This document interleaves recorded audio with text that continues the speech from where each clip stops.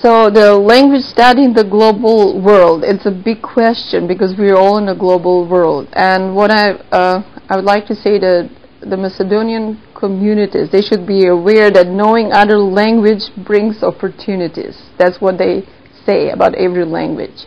And what is very in now in the linguistic world is that because they're realizing that the heritage speakers, they already have something that, for example, foreigners don't. They have the cultural, they have the spoken element of the language, and they have to practice other skills like writing and reading and just uplifting the language on a much higher level. They have the base that other students, for example, don't.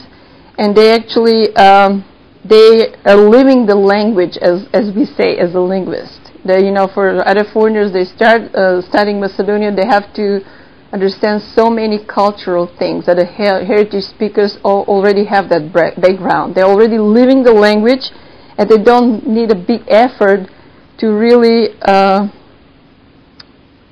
master Macedonian on a much higher level.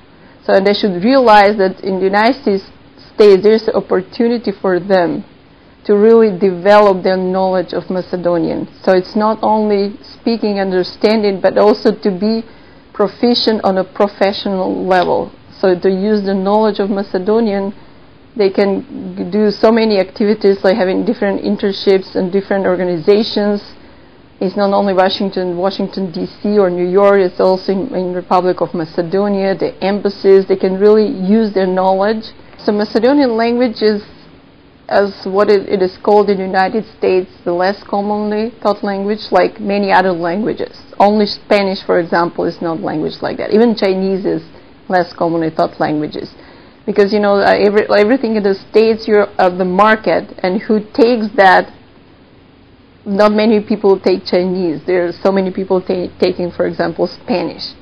So in that competition, Macedonian has equal rights as any other language. We're all less commonly taught languages because that means that you can never get a big group of students.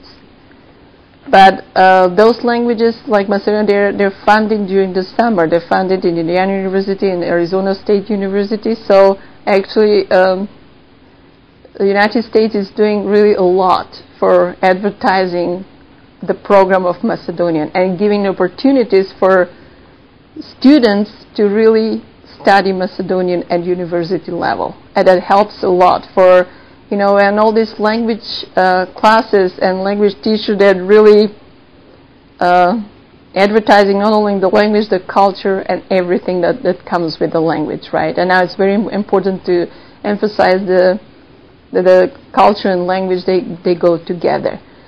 And what Republic of Macedonia should do, I think we're all trying to do something, but we should always do more than we are, and we can do more than we are doing actually.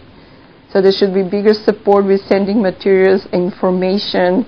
I know that money is usually a big problem, but you know, sending information and books, whatever there is, to all these cultural centers, the churches, to the universities where Macedonian language does exist, and having that type of support would really help a lot.